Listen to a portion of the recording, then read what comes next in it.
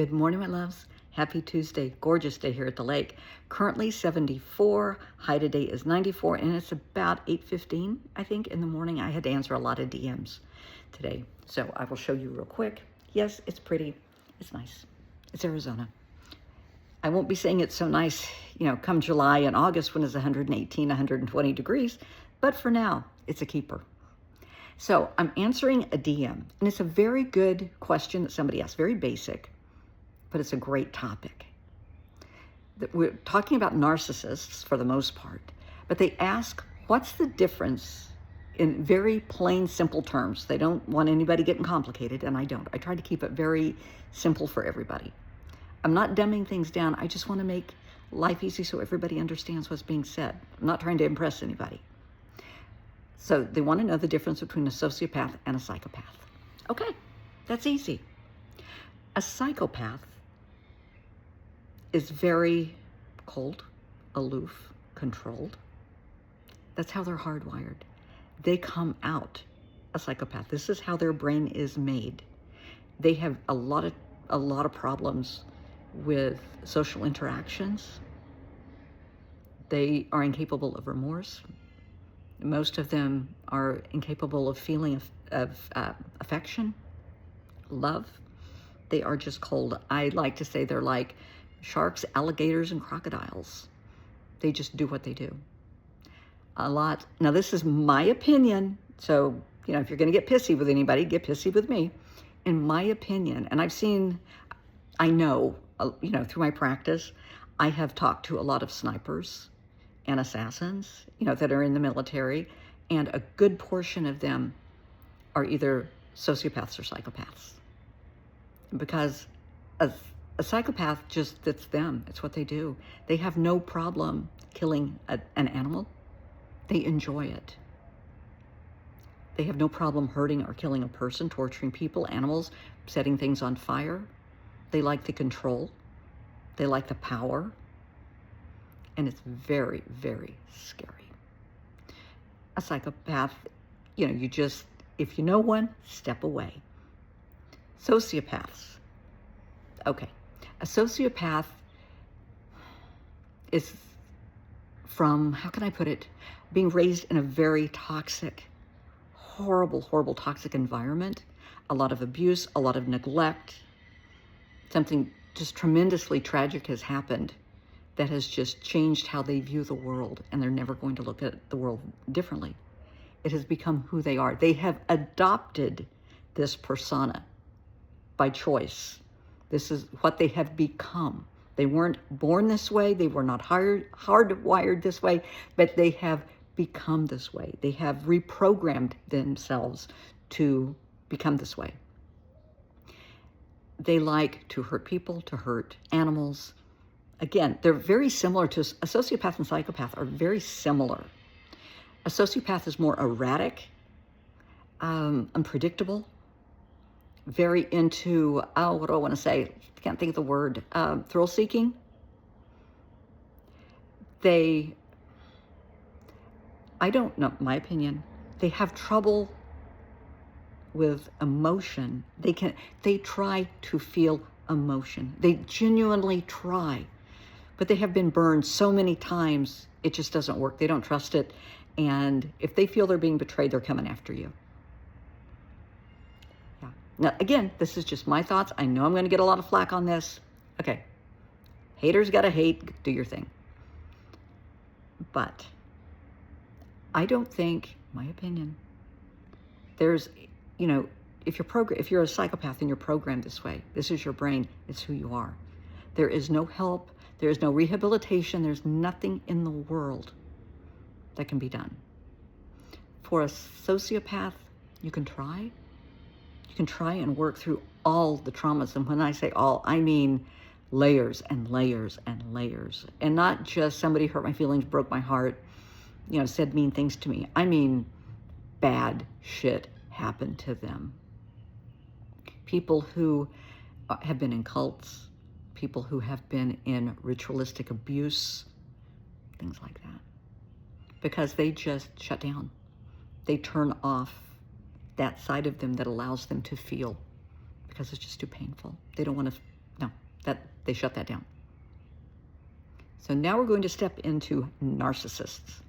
And I think we all know what a narcissist is. I think we've all experienced our fair share of narcissists. And so often, not all the time, but so often, a narcissist is going to be a sociopath or a psychopath, one of the two. Very, very often. Most narcissists, 95%, are incapable of love. They love themselves. They love their power. They love controlling people, situations, dominance, any way they can. But as far as feeling love toward another person, no, not going to happen. They can fake it, but that's it.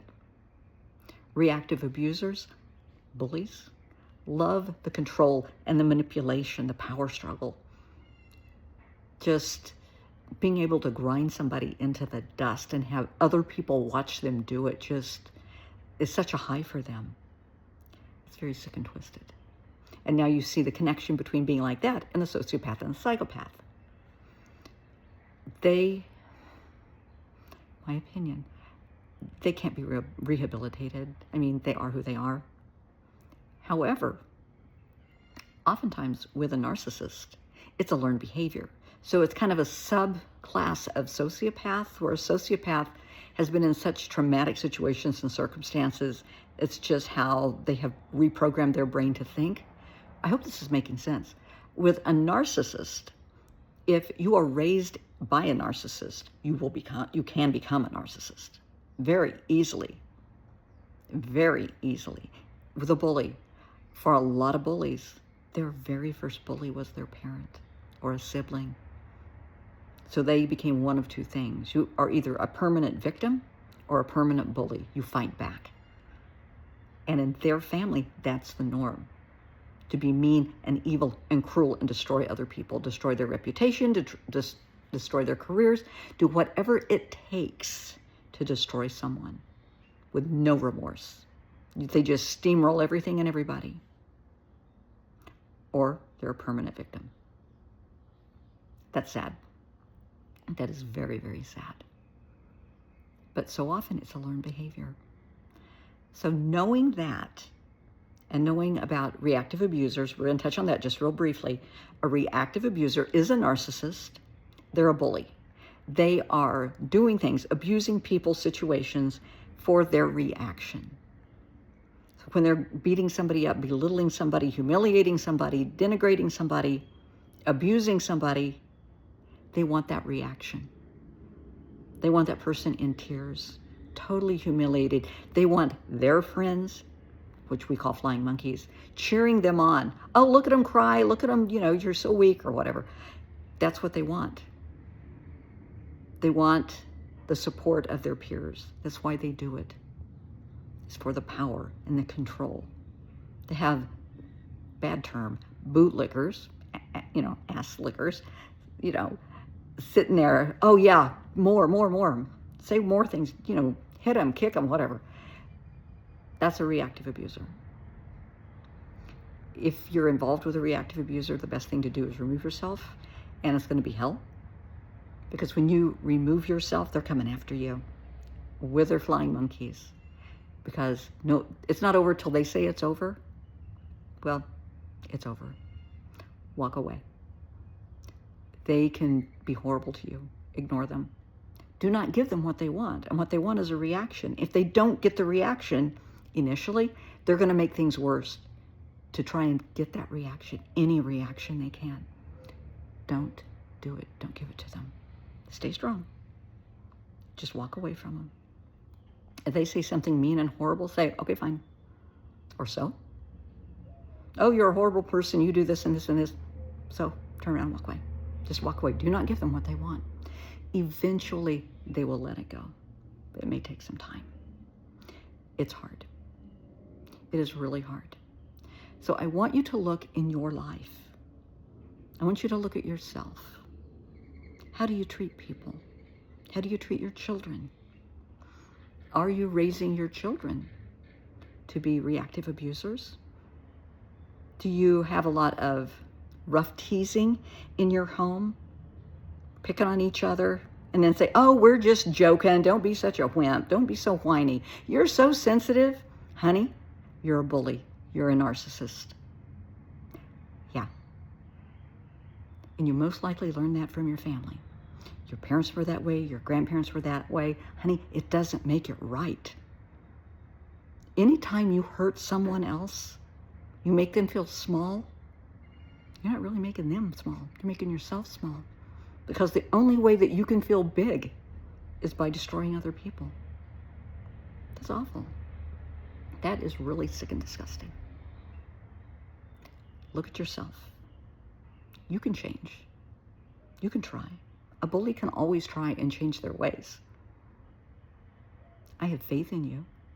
I want you to change. I want you to treat your children, your spouse, your friends with respect and dignity. And if you see somebody else bullying them, teasing them to the point they're in tears and they're embarrassed and humiliated, say, hey, knock it off. It's not funny. Leave them alone. But do you have the courage to do that? Are you brave enough? Because those people might turn on you. Are you someone's flying monkey? Are you in a group of friends that there's a bully and they pick on everybody that doesn't kiss up to them? So are you brave enough to say, hey, I don't want to be part of this. I'm done. I'm done. Knowing that they may turn on you. That's 90% of the reason that you have the flying monkeys. Because they go along with it so that they're not the next victim. And I think we have all experienced bullies in our life, whether in the family, at school, at work, in the community. But do you have the courage to stop? Do you have what it takes to start defending people? If you want to be seen as a big person, as somebody powerful, stop them. Have the courage to say, knock it off. Protect people. Protect the vulnerable. Protect those without a voice. You want to feel big? Defend those people. Be a defender. Do the right thing for a change. Just something to think about.